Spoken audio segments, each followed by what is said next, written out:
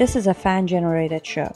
If you would like to support us, please go to jamieglazov.com and also don't forget to subscribe to our YouTube channel.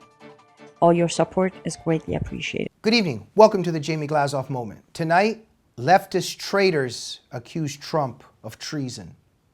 Our morbid tale of hypocrisy and derangement over the Trump-Putin summit. Ladies and gentlemen, you've probably already seen it, but the left is always going crazy over Trump, but its derangement is getting more and more deranged as time goes along. And look, we know what all this is about. When we watch, Don Lemon, Anderson Cooper, go to MSNBC, Rachel Maddow, all these list of characters, it's not really about the issue at hand. Of course, every issue comes up and they're criticizing Trump, but we know that it's much deeper than that. Trump can do no right in their eyes. They hate him because he's not a leftist. He's not Obama. He's not pursuing what Obama was doing, which is to destroy the United States. He loves America. He wants to make America a better and healthier and more prosperous and secure place. And the left can't handle that because they wanted Hillary to get in and to pursue and finalize what Obama started. So they're just going crazy. They're just in a deranged state of mind, and Trump can do no right. So what are they saying now? Well, just over in terms of this derangement over the Putin-Trump press conference, let me just give one example. I want to focus on one. Obama's CIA director, John Brennan, sent out a tweet the other day. Now, by the way, go to Robert Spencer's article at frontpagemag.com. The title is The Left's Trump-Putin Meltdown. He writes about it and just documents all the derangement and explains it.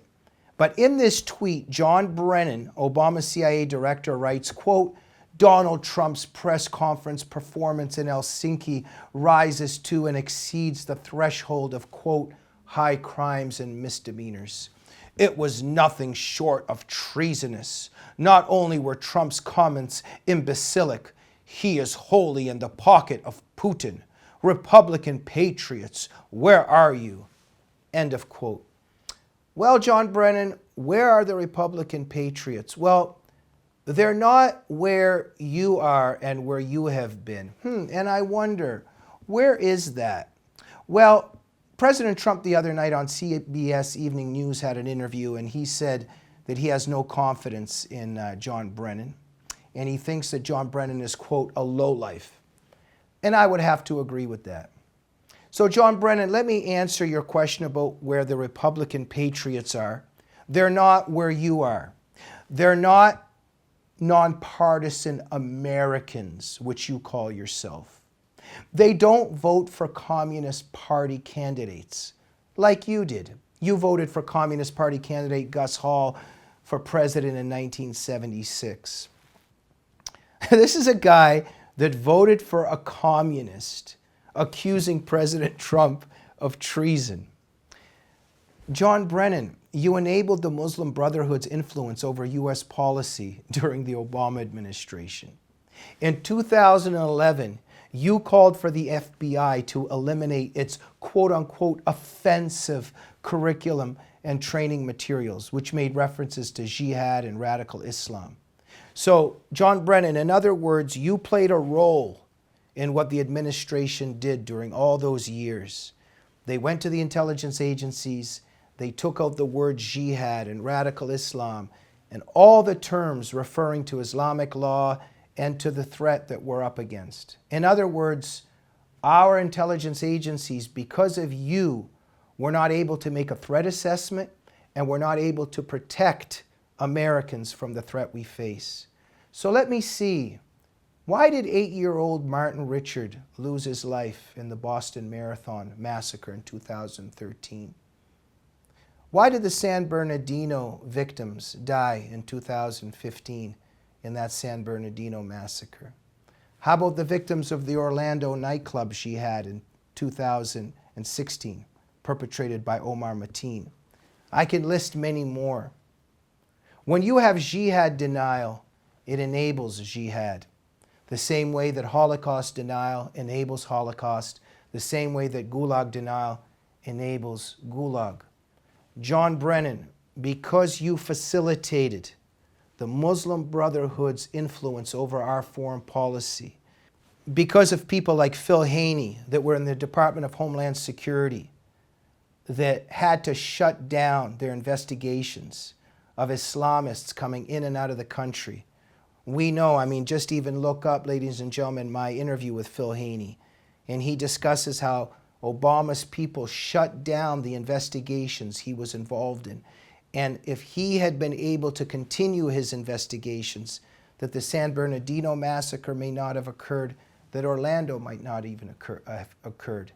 In other words, John Brennan, you're one of those list of characters that facilitated jihad attacks and the loss of American lives in America. And you're talking about treason.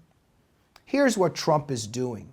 This is a very complicated matter, but we know that in meeting with Putin and everything that's going on right now, one thing that's happening is that our president is trying to reduce the dangers of nuclear war and also to rein in Iran's terror regime.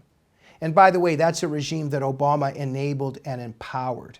So it's very interesting that the people that are crying treason today and screaming and yelling about it never said a word when Obama shipped billions of dollars to this terror regime and kept it afloat.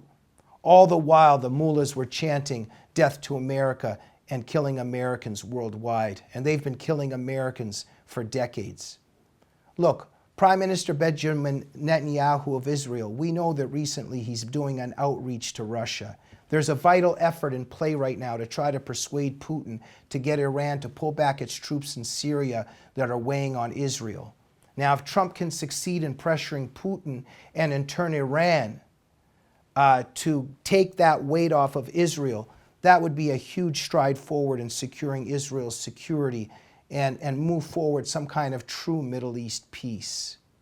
So that's what's going on here. This is a very complicated thing, what Trump is involved in here, and the left is always missing the mark, not understanding what's going on, or perhaps it does understand, of course, but it's operating out of malice. But here's what's really going on, as Robert Spencer says at Front Page, is that the ones crying loudest about treason today, like John Brennan, are the ones who are the actual traitors.